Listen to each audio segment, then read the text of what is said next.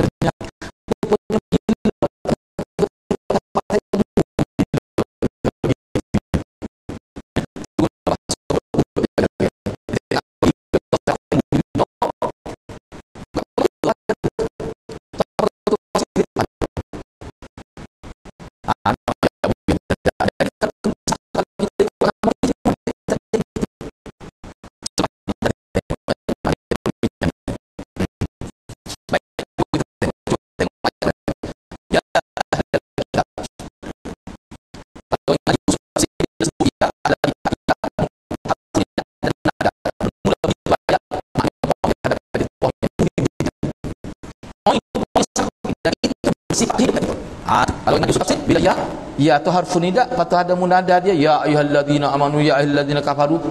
Kena punya hati ya. Tu. Ya ahlal kitab la taghlu fi dinikum wa la taqulu 'ala Allah illa al-haqq. Innamal masih Isa ibn Maryam rasulullah wa kalimatuhu alqaha ila Maryam wa ruhum min. Fa aminu billahi wa rusulihi ولا تقولوا ثلاثة انتهوا خيرا لكم إنما الله إله واحد سبحانه أن يكون له ولد له ما في السماوات وما في الأرض وكفى بالله وكيلا. Wahai ahlul kitab, ayat ni asalnya ditujukan kepada Yahudi dan Nasrani. Tu asal dia.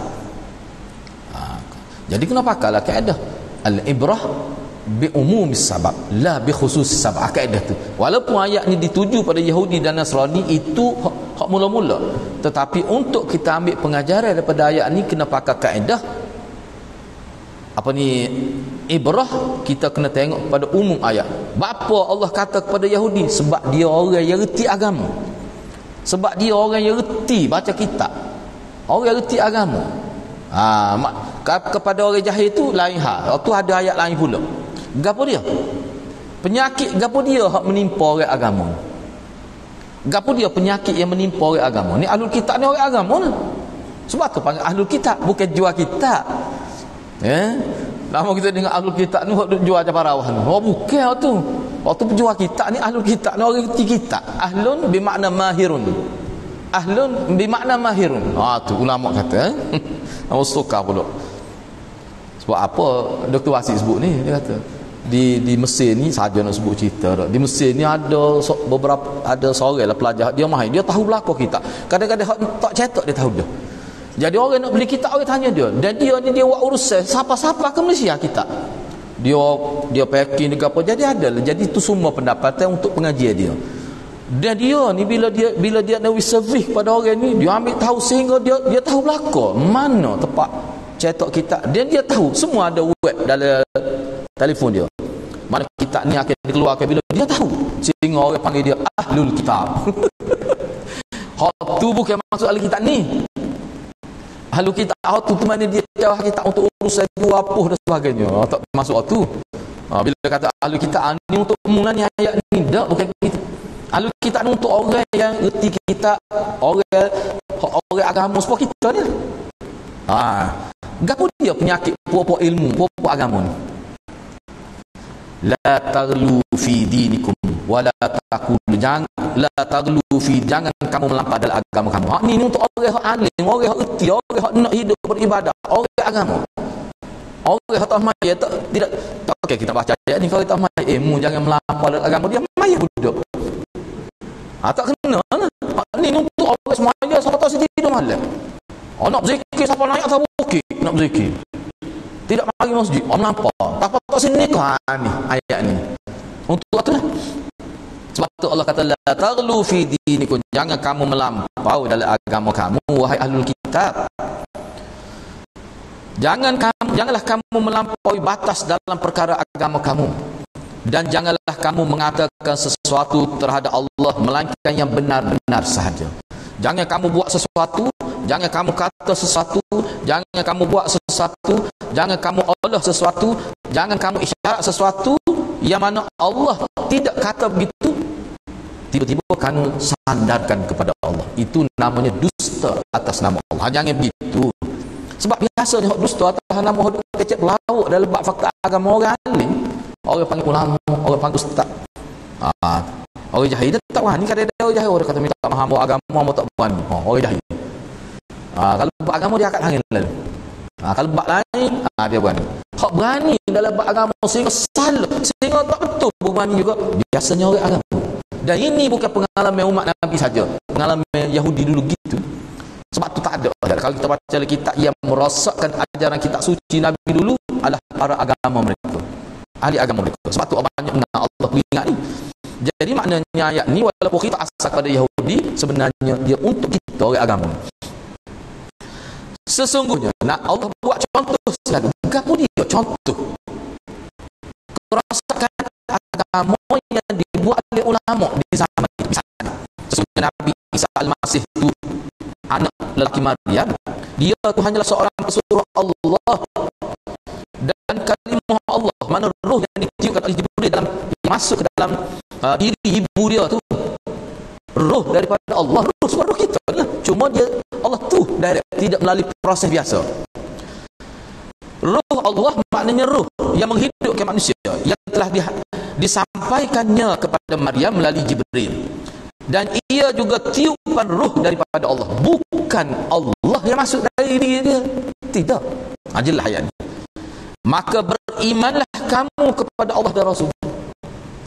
Kena percaya Allah ayat ni. Bapa duk tuduh benuh kata Nabi Isa anak Tuhan. Tuhan Nabi sendiri kena percaya kepada Tuhan ni, kena percaya kepada Allah dan Rasul dia. Jadi pokok Nasara cuba fikir agak-agak lagu mana pokok Nasara bila dibacakan ayat ni pada dia, kena percaya kepada Allah. Isa tu bukan anak dia, anak Maryam. Kena percaya, kena beriman kepada Allah. Dan janganlah kamu mengatakan Tuhan itu tiga. Jangan kata begitu. Tuhan Isa, kul huwallah. Dia kata tiga. Siapa dia kata tiga? Kalau mula mengeluarkan doktrin kata Tuhan ni, siapa dia? Orang agama di kalangan Kristian, padri-padri dia kata Tuhan tiga. Tuhan bapa, Tuhan ibu dan anak. Jadi Maryam dia jadi isteri Allah. Kalau kita kata zaman Arab jahiliyah di Mekah tu, dia kata Tuhan ni ada anak, tak kata ada bini. Allah ni ada anak. Anak dianya malaikat tu lah. Dia kata malaikat tu anak perempuan Allah. Dia tak kata Allah ni ada isteri. Kristian ni tidak. Padri dia yang buatnya. Ni nyakit orang agama. Berhentilah daripada kata gitu. Berhentilah daripada mengatakan yang demikian, supaya kamu dapat kebaikan. Hanya sahaja Allah lah Tuhan yang Maha Esa. Allah pertegahkan lagi, aku ni Tuhan yang Esa, tidak yang lain. Maha suci Allah daripada mempunyai anak. Bagi Allah jualah segala yang ada di langit dan yang ada di bumi, dan cukuplah menjadi pengawal yang mentadbirkan sekalian makhluknya. Dan cukuplah Allah maksudnya, wa kafabillah, dia tertinggal tu, dan cukuplah Allah sebagai yang mentadbir dan mengawal alam. Allah tak perlu pada anak untuk bantu dia. Allah tak perlu pada isteri untuk menenangkan perasaan dia. Kalau seorang Perdana Menteri dia nak isteri letih, isteri dia cium lalu anak kesalahan, mana keperluan naluri Allah tidak bimbing. Sebab Allah cukup aku dalam mengurus soalan yang tak perlu pada anak, tak perlu pada bini, tak perlu pada menang, tak perlu, aku cukup, aku soleh. Tapi tak payah cukup. Tak cakap baca ayat kan. Tak apalah. Ni contoh yang dikemukakan di bawah tajuk ni, bahawa contoh kalau pokok Nasrani dulu, agama Kristian dulu, yang melakukan kerosakan agama ni sehingga melampau lah. Sebab apa? Sebab apa melampau? Sebab Isa tu jelas dia tu Rasulullah, jelas Isa tu Rasulullah, dan dia tu proses keberadaan di muka ini melalui kelahiran. Nabi Isa tu nak boleh ada di dunia tu, dia melalui kelahiran. Dia lahir semua orang lain juga, cuma dia tak ada ayah dia. Ni kalau kita nak bicara dalam kitab kan, kita ada ayah lah. Apa maksud Nabi Isa sehingga dia anggap sebagai Tuhan? Sebab dia tak ada ayah. Bapa gapo dia situ. Ayahnya benda pelik ni manusia akan kagum. Benda pelik ni manusia akan kagum, sehingga kalau tidak dikawal dia boleh puja, dia boleh puji siapa akak jadi Tuhan. Manusia mana tak ada ayah. Hotu lah dalam Quran sebut, Nabi ada, mak tak ada. Tiba-tiba ada. Ayah tak ada, mak tak ada. Lepas tu apa tak semua Nabi ada? Tengok pada mana kalau guna dalil Quran dia selok ke lah, dia terbungkam kata apa. Tapi begitulah manusia. Bila sudah sesak menjadi akidah, dia susah nak buat. Ni ingat sesuatu yang menjadi akidah, dia nak buat apa ya? Walaupun kalau dia tak boleh nak jawab, dia terbungkam, hujah mati, hujah dia senyap. Itu bahaya bila sesuatu dia sudah menjadi akidah. Inilah.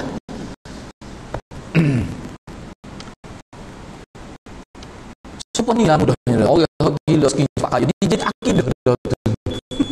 Tak cakap royak 20 tahun tahun dah tunggu tak boleh duit, kata apa, masih ada harapan lagi. Apa tu? Tu anak kata dia, ini menjadi akidah dia setahun ni. Tak logik langsung. Kita, dia kata, ustaz kata tak logik kata. Banyak tu yang boleh buat belaka. Kata berat lah tu. Ya. Anak sebut juga dia sayang juga, tapi lepas tu tak sedia tak sekejap kata ni dah Allah boleh buat belaka, takdir Allah. Allah takdir pada pandangan aku ni, Allah takdir kamu ni jadi bodoh apa kera kata. Anak kata begitu, bodoh apa lembu. Allah takdir orang mungkin terima lembu ni bodoh apa lembu. Kita baca ayat Quran, baca hadis, ayat dari segi logik akal, mana mungkin 100 riyal boleh juta dalam tahun ni kerajaan mana nak pergi, kerajaan sekaya Cina sekaya mereka tak boleh nak pergi. Tiba-tiba ada tanam orang kata tu boleh pergi. Logik lagi, tapi boleh terima. Ada manusia boleh terima. Bagi lagi tu. Ada manusia boleh terima. Nampak kan? Tunggu sampai janggut tunggu. Sia, nampak macam tu nak ayat ada. Kita kena penyakit ni tak apa. Oh, kena tu. Betul. Kalau kita kalau pengalaman ulama kita merekodkan contoh-contoh ajaran salah dalam kitab ni, oh ini kepala dia. Kalau tengok hidup Arqam tu, Abu Ya dia mati, dia anggap tak mati lagi, masih ada lagi, boleh berhubung dalam alam maya lagi. Sebenarnya ini Syiah Imam 12 dia raih, tapi ada ulama-ulama yang ikhlas masih boleh berhubung, boleh telefon saya pusing. Telefon 10 hari telefon. Kecil ronda kecil. Dia sorang dengar tu masalah. Dia popok ni kalau nak lihat dia sorang. Kita tak boleh. Dia kata kita tak layak. Tak sapa makam. Bahkan kata orang lagu ni kena makam cepat-cepat.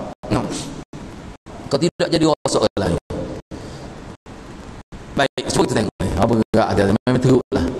Rasulullah bersabda, cuba kita tengok. Ni 3 kali Rasul. Harakal mutanatti'un qalaha thalatha. Hadis ni sebenarnya dia berkait dengan hadis salah satu rahtin itulah. Tahu ingat tak hadis salah satu rahtin? Bila sebut hadis salah satu rahtin inilah topik perbincangannya. Cerita 3 kelompok sahabat ataupun 3 orang sahabat pergi rumah isteri Nabi. Pergi nak tanya lah mana Nabi beribadat di rumah dia. Kalau dia masjid kita nampak, luar rumah kita boleh tengok sendiri, kita boleh tanya lah. Kalau di rumah yang paling tahu tentang kehidupan beribadat Nabi di rumah adalah isteri-isteri dia lah. Maka antara yang cerita, antara yang dia jumpanya adalah Aisyah radhiyallahu anha. Aisyah kata, dia kata Nabi ibadat biasa, malam dia tidur, lepas tu dia bangun qiyamul lail sampai subuh. Lepas tu dia berkahwin, ada isteri, ada anak, bukan seorang, isteri 9, capur dengan hamba jadi 11. Lepas tu dia ni puasa, sebut isteri Nabi sebut ibadat Nabi gini-gini. Dia kata mana? Oh, dia kata tu Nabi, moga dia maksum, dia suci daripada dosa. Dia buat satu sesuatu, kita ni orang yang sentiasa buat dosa, kena buat lebih lagi. Tidak molek niat tu. Molek niat tu. Bukan dia kata nak curi dia. Dia nak puasa. Dia nak semaya, dia tak asyik tidur malam. Lepas tu dia tak asyik nikah, sebab apa? Sebab dia nak tumpu pada ibadat 100%. Tak molek tu. Kalau kita guna hujah ni, buat apa? Dia bagi molek gitu. Apa bukan nak berapa sebab kau nak baca Quran, cuma nak baca Quran sama sebab kau dia nak puasa sama nak lagi. Jadi Nabi marah berkali kepopok kita ada zaman itu kata apa marah Rasulullah marah molek gitu. Mujul orang nak ada maksud Allah ada nanya rupanya Nabi nak ajar kita dalam hadis tu, molek tak molek ni bukan ikut kepalamu, ikut aku. Nabi nak molek dalam agama ni bukan ikut nafsu kamu, bukan ikut perasaan kamu. Molek tak molek dalam bab beragama ni, kita bicara bab agama, dia mengambil kira aku. Baik, baca Al-Quran paling molek lagu mana? Cara Nabi baca. Kita boleh kata gitu kesimpulan daripada hadis tu. Cara puasa paling molek, cara puasa Nabi buat lagu mana? Cara hidup beribadah molek lagu mana? Cara hidup Nabi. Kita boleh buat kesimpulan gitu dengan hadis tu. Sebab apa hujung hadis itu? Nabi kata, sesiapa tak ikut cara aku beribadat, laisa minna, bukan puak aku. Bahkan Nabi guna istilah, orang yang tidak mahu puasa seperti puasa aku, orang yang tidak mahu salat malam seperti salat malam aku, orang yang siapa tak senikah kerana tumpu ibadat, sedang aku kahwin, dan aku orang yang bertakwa kepada Allah mana suruh manusia. Kalau orang ada nak bersikap itu termasuk man raghiba an sunnah. Dia termasuk orang yang tak suka pada sunnah aku. Maka buat dia tak aku. Semua ulama kata bila Nabi buat peristiharan, orang buat gini, Nabi tak ngaku mak dia, orang ni tak boleh minum air di kolam Nabi di hari akhirat. Memang ulama sebut begitu. Di hari akhirat. Tak sumber air di pada mahsyar dalam surga semuanya daripada sumber yang satu. Kita duduk dalam surga, apa sumber airnya Al-Kautsar itulah. Telaga Nabi tu. Hak duduk di pada mahsyar sebelum masuk surga pun air tu juga. Kalau kita tengok dalam hadis ya, dia panggil haud Nabi, haud. Kalau Nabi tu dia panggil majma'ul ma'. Majma'ul ma' ni takungnya air. Majma'ul ma' takungnya air yang berada di luar daripada surga. Hak tu puak-puak duduk pada mahsyar minum air tu sahaja salah. Sumber air itu adalah daripada Kautsar. Dia ni telaga hak duduk dalam surga. Dalam hadis sebut dia ada salingan, dia ada parit tu. Rupanya haud telaga hak duduk luar surga ni air daripada surga. Memang jelas sebut hadis. Jadi tak boleh minum. Sebab apa tak boleh minum? Sebab dia melakukan ibadat tak sama seperti yang Nabi lakukan. Maknanya benda ni benda serius, bukan benda main-main. Kena jaga molek lah hadirat. Sebab syaitan ni dia nak ganggu orang agama ni, dia nak ganggu orang agama seperti kita. Maksudnya sama dia bukan kata bolah mai, tak kata gitu. Dia tahu dah kalau kata gitu kita tak akal. Cuma ni dia rasakkan pemahaman kita. Kalau nak buat ibadat, buat gini. Buat banyak. Buat banyak. Bisa dia kata, "Mu mai Tuhan, mai Jumaat lah." Tu. Dia kata bolah mai Tuhan. Oh, kita tak akal orang hak biasa maya Tuhan semua buat dia tak akal. Dia saya tak jadi. Dia kata mau nak maya Tuhan boleh tapi buat Jumaat. Pahala besar lagi. Tengok. Jadi kita lupa dah Tuhan tu Nabi tak buat Jumaat. Tak ingat dah tu. Bapaknya dia kata Jumaat dia besar lagi. Syaitan royak pula. Jadi mana dalam fikiran kita tak tinggal pun Tuhan tu, cuma kita memberi nilai tambah. Pandai dia pula dengan Nabi. Tapi gitulah cara syaitan nak merosakkan kita. Nanti minggu depan ni anak buat mari kitab tu. Kitab 150 semaya sunat. Menjadi amal pokok tarikat dan sufi. Jadi ditulis oleh Profesor Dr. Jammas. Ni menjadi amal pokok di Timur Tengah. Di Yaman, di pokok tarikat, pokok sufi. Semaya sunat sampai 150. Sebab tu kalau kita baca dalam kitab dia ni maya kalau kita kita mari lepas tu kita tengok dia maya seperti kita tengok dia maya tak betul apa salah maya apa salah apa yang banyak betul rupanya banyak semai sunat dalam takrif pokok dia semai sunat ni banyak semai sunat nak tengok Tuhan semai sunat nak mimpi bertemu Allah semai sunat selepas kencing semai sunat kerana nak jaga tak suri lupa Quran siapa 150 kejut tu tak nak bawa nak ambil satu contoh. Sebabnya gini kita tu anda baca, anda buat secara online, anda dalam bilik anda masuk dalam FB sampai 52 semaya. Tiba-tiba ada wakil dari pihak berkuasa mari supaya hentikan baca kita tu. Ada kritikan, ada orang kritik. Kita pun jadi tak faham. Kita sebut tu maknanya amal salat sunat yang tidak ada dalam hadis 150. Hak ni dia amal secara meluas di Indonesia oleh pokok sufi, pokok tarikat, pokok Habib Amal. Dia buku tu pun diterjemah di Indonesia. Cuma ada pihak Abin kerana minta tolong baca kitab ni dan tolong perjelas masyarakat. Takut mari penyakit penelitian. Anda baca, tujuh anak. Allah pelik-pelik lah tidak. 150 kilo. Lepas kecing tu ada semai sunat. Lepas perak tak ada lepas kecing. Kata bergerak semua tidak. Pelik-pelik lah. Kena baca ayat ni, tak boleh baca ayat lain. Lepas tu doa pun ada orang khusus pula. 150. 3 kali ni tebal. 4 kali ni tebal kita. Kalau baca tu terkejut besar. Dan ada pengalaman dalam tempoh baca kitab tu, ada seorang ustaz pengusaha pusat tahfiz. Dia telefon kanan. Dia kata, "Ustaz, boleh ke ustaz tolong dia nak kitab tu dia nak baca." Sebab dia kata ustaz baca minggu lepas tu dia panggil salatu hifzil Quran. Solat sunat khusus untuk supaya Quran yang kita baca ni jadi tak lupa. dengan ada apa ni kaifiat khusus. Rekat pertama baca surah, rekat kedua surah ni, lepas tu doa gini khusus. Yang nak peliknya, yang meriwayatkan salat tu langsung tidak sebut dia ambil di mana. Orang kita boleh terima, nak ayatnya lemah sungguh. Disiplin penerima maklumat dalam agama lemah sungguh. Dia boleh terima. Rupanya ustaz ni kata, ustaz dia sebut tu, dia kata di madrasah tempat dia ngapa guna lama tu. Dan dia guna untuk bila dia buka pusat tahfiz dia guna. Dia kata, tak tengok kan tidak mengaji bahasa Mesir. Anak kata pusat tu. Orang kata nak boleh nak boleh memang semaya nak boleh. Memang semaya nak boleh. Kau nak boleh semaya. Dia tak kira satu kita gerak. Dia kata tak ngaji lagu mana. Orang tak kira begitu ibadat. Orang tak kira nak boleh. Orang kira ada kan Nabi buat gini tu dia kira ibadat. Gerak wasal tapi muncul dalam telefon. Anak kata dia kata tanya kata ngaji wak gapo kata dia. Dia ustaz tu kita kecil gitu. Anak kata tak boleh nak diri lah kadang ngaji masa itu lama ketemu. Kita ngepek dia. Mengepek buat jari ni. Ada lagi orang tak ngamu. Kata mana sabar dia hentak ngaji tak nak jumpa lah. Tiba-tiba pakai ambil itu tak semok dulu. Ustaz kan orang kata ada sebut dia. Itulah dia kata silaan dia kata dia anak ambil gambar tanah tak kat 6 kau surat dia satu saja. Lepas tu kalau kita tak kata set mula kita terbaik tak baca. Lepas tu dia tak buat, lepas tu dia terkejut je.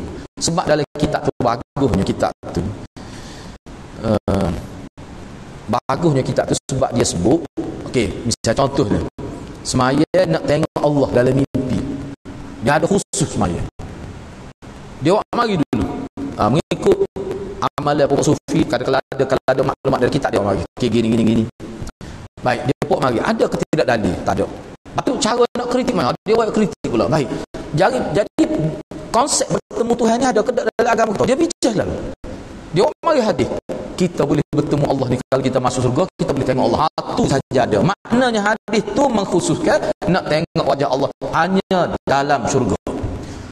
Maknanya kalau kita guna hadis tu, mana-mana maklumat yang mengatakan boleh lihat Allah sama ada dalam mimpi ke, dalam keadaan yaqazah sedagi ni ke, di dunia tertolak. Sebab apa? Dia bercanggah dengan hadis saya. Tu kaedah tu. Kalau kita mimpi jumpa tu, siapa kata Imam Ahmad 99 kali mimpi jumpa Tuhan. Berat oleh kita ni kata. Cerita tu bukan maklumat, cerita bukan fakta. Lepas tu kalau dia tanya lagu mana 90 kali kita ingat no. Lagu mana apa tu? Percaya. Dia 90 kali ingat Imam Ahmad, ingat tak kuat. Benar tu tak tahu mana ada cerita. Sebab kata Sayyidina Hasan ni kau tak tahu kan? Cerita. Nah, gitulah dia jadi kena ingat ni, sebab ni penting, sangat penting. Ni masalah kita lah ni. Anda tanya dalam guru. No, yang biar sebut kau dia dengar ikut dia. No. Jadi ni orang besar setahun mana tu caknya cuma dia pangkat besar. Tu kita jadi gitu berubah. Tapi dia ni jawatan besar dalam negeri kita ni. Dalam agama anak sebut biar takut mati esok pada nak ayat kita bila berlaku duduk nampak di kubur tu mengalir sambil zikir sehari malam, lepas tu buat sambut tahu besar-besar buat. Kita suruh minta tolong ada seorang tu kawan baik, dia pergi jumpa dia sebab dia ni orang yang sangat penting lah dalam Kelantan. Kata ustaz, panggil ustaz lah, dia ada pangkat dia lah. Saya dia sebut lah, tak tahu, dia kata tahu. Kenapa dia jawab? Saya dia kata tak boleh kau benda ni bahaya ni. Bahaya ni kalau siapa pergi kubur jadi upacara gitu, siapa pergi nampak tu pergi berzikir, siapa orang nak duduk, orang nak tidur malam terganggu, kuatnya berzikir. Anda siap dengan video tunjuk kanan. Tokoh dia jawab. Dia kata tak ada masalah, tu salah satu kaedah nak memperkenalkan kehebatan untuk kenali. Tu dia jawab. Rupanya salah satu orang panggil proses nak mengenalkan tokoh kepada masyarakat dengan buat perbuatan. Nak lagu mana? Siapa saing dia? Tunggu saing dia. Tu orang jawab tak besar juga. Lepas tu dia pun ngaji banyak. Nah. Ini patutlah dia. Patutlah Ustaz. Kalau orang setahun ni boleh kecek lagu tu. Rosak dia kata. Negeri kita. Parut dia. Belakang depan mana tu? Depan mana? Daripada masjid tu kenali. Pergi. Berapa? Pergi situ. Lama lepas asal. Lepas tu mahal lagi. Zikir tak muat. Bila orang koci pintu dia ke zikir. Luar pagar. Derah pula tu. Anak tengok tu. Nampak kaki bumi masa dia itu. Benda-benda lagu tu nak memperkenalkan tu kenali kalau begitunya tujuan dia tu alasan dia bergerak dia dagang tu bahaya tu. Sedangkan tak ingat kepada hadis Nabi kata la taj'alu qabri masajidan la tatruni kama tatratin nasara anbiya'ahum. 5 hari sebelum Nabi nak meninggal Nabi kata jangan jadikan kubur aku sebagai masjid. Dan Nabi sebut jangan kamu layan aku seperti mana Yahudi layan para nabi mereka. Jangan buat begitu. La'anallahu al-yahud. Ini hadis 5 hari sebelum Nabi. La'anallahu al-yahud wan nasara alladhina yattakhidhuna qubur anbiya'ihim masajida. Itu hadis 5 hari sebelum Nabi. La'anna Allah dan Rasul laknat orang Yahudi dan Nasrani kerana mereka menjadikan kubur Nabi mereka sebagai tempat untuk mereka bernazar, tempat untuk pergi untuk mustajab doa, tempat untuk ibadat, hidup zikir di kubur. Dapat laknat Allah dan Rasul. Tak ingat ke hadis itu? Berapa 5 hari sebelum Nabi meninggal, tu Nabi sebut. Mana ini punca besar kesesatan manusia. Kena beringatlah anda. Begitu. Jadi insya-Allah minggu depan kita akan bincang pula poin yang ke-17, melakukan amalan tidak mengikut keutamaan. Ini tajuk besar. Kita dalam agama kita kena tahu. Anak sebut dulu lebih kurang sebab ni sikit nak dia bincang. Salah satu poin yang paling besar dalam kehidupan beragama kita, agama Islam ni adalah kita kena tahu sunnah Nabi ni hak mana, hak besar mana, hak kecil. Hak mana yang menjadi keutamaan, hak mana yang tidak menjadi keutamaan. Anak ambil contoh mudah. Pakai piyah misalnya. Orang kita pakai piyah ni kalau kita tengok dalam kita tak ada disebut hak berkait dengan semaya. Syarat sah ke sunat semaya tak ada sebutkan pakai piyah dia gitu. Tengok dari kitab manhaj tak ada sebut. Tak ada. Kedudukan pakai piyah tu. Patut ada ke tidak ulama sebut pakai piyah sunat ada, tapi tidak termasuk, tidak diletak di bawah tajuk solat. Sebab apa? Sebab benda tu benda yang kecil sangat. Moga isu pakai piyah yang berjahas sebelum Nabi lahir. Pakai piyah dah, pakai subad dah. Tak timbul jadi pakai. Enggak kalau kita kata, kena pakai piyah masa semaya sebab Nabi pakai. Nabi pakai piyah. Tidak maya pun pakai. Apa pun tak pakai. Kalau kita nak kecek gitu. Sehingga orang tak pakai piyah tadi jadi timai. Tu waktu bahaya. Dia tak payah keutamaan itu lagu mana. Sehingga orang tak pakai piyah dia anggap fasik. Masjid Sultan Mansur dia anak sebut. Masjid Sultan Mansur. Dia panggil seorang pengkuliah. Hak masuk TV nama dia. PU. PU bukan PU. Dah boleh bagi. Pencetus ummah. Hak dapat juara lah. Hak penyu tu lain. No. Dia panggil kuliah. Ceramah khas. Lama lagi. Kau tu mari tak kapi. Pakai sokok. Anak ada guru. Lepas tu esok kata dia popot email.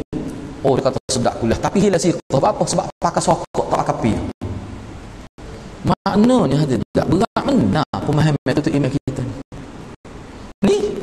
Dia tak tahu apa orang panggil sebab tu Yusuf Qaradawi tulis fiqh al-awlawiyah, fiqhul awla, fiqh priority.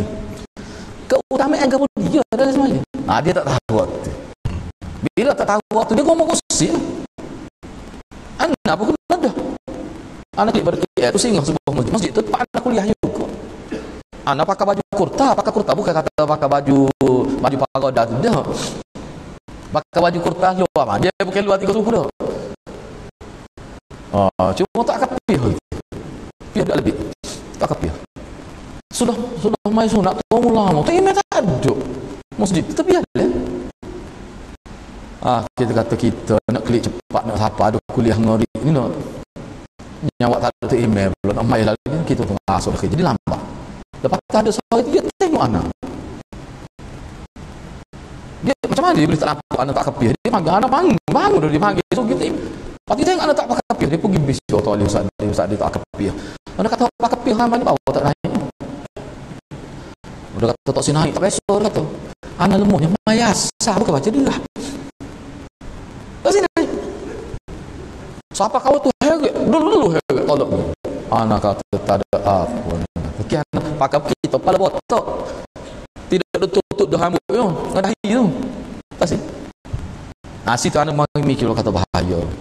Sebab tu Imam Ghazali kata, siapa dia menganggap pakai serbai, pakai piah lebih afdal maya binok tu.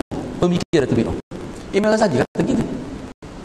Jadi orang kita tak faham. Anak tidak nafi ke kalau sempat molek kita patah bawa apa. Anak tidak nafi kau tu. Tapi tengoklah keadaan kita musafir jauh. No. Musafir jauh. Takut jadi sebab banyaklah masalah hadrat. Anak main bola supaya kapi. Main bola supaya kapi. Kita ayat komok dia jangan beri tak boleh kata sebab ustaz dia kena pakai piah sama sebab dia kata ustaz dia kata molek masuk bilik air pun kena pakai piah ustaz dia ayat ada pusat tahfiz ajar gitu anak murid dia siapa mak dia kata peluh basuh jeruk main bola pakai piah tak pecah anak kata susu piah mak dia susu air piah tak ada jerit dia nak taruh piah kalau budak membesar dalam keadaan lagu ni tak jadi lagu mana kalau itulah mana tak faham jahil nah ustaz tu. Ni kita bincang fiqh kan tidak jadi masalah lah kita tak faham dalam agama mana anak yatim setengah mana itu keutamaan Nabi anak yatim janda susah tak hanya kau bawa pakai pil dia tak faham tu dalam agama kita misalnya semaya misalnya kerja kita semaya tahajud sini tak sebut kalau ada sebut anak tak ingat sini kalau anda baca dalam internet tu mana para ulama misalnya Syekh Munawi Syekh Hafiz Ibn Hajar dia kata mana orang yang cudi dia tak akan semaya dia tak semaya tahajud kalau bini dia sakit sebab cara ke bini lebih baik lagi itu ulama apa ya ni siapa terpaksa tinggal pada kahwin tu sakit tinggal lagi nak semaya tak cudi tu cara gitu tu waktu benda tu dia bincang sikit saja sini hati-hati wajib beli bagaimana buku ni bagaimana antara buku terbaik diterjemah dalam bahasa Melayu Indonesia Fiqh Keutamaan Dr. Yusuf Al-Qaradawi mesti baca gua ada terjemah dalam bahasa Melayu Indonesia kalau tak payah kalimah dia tarik dalam internet tu dia lalu mengecek gapo dia benar tahu kita sakit kepala tarik dalam internet jumpa lalu dalam telefon boleh anda kalau kita tak gapo dia lah banyak bahasa Indonesia kan tarik jumpa dah mudah saja. Jadi gitulah. Jadi minggu depan kita akan bincang ni. Dan anak awak mari beberapa artikel yang kita akan perluas sekali lagi skop berbincang sebab sini ringkas dah. Mudah-mudahan Allah berkati kita semua. Aku qauli hadza wa astaghfirullahal azim li wa lakum. Wassalamualaikum warahmatullahi wabarakatuh.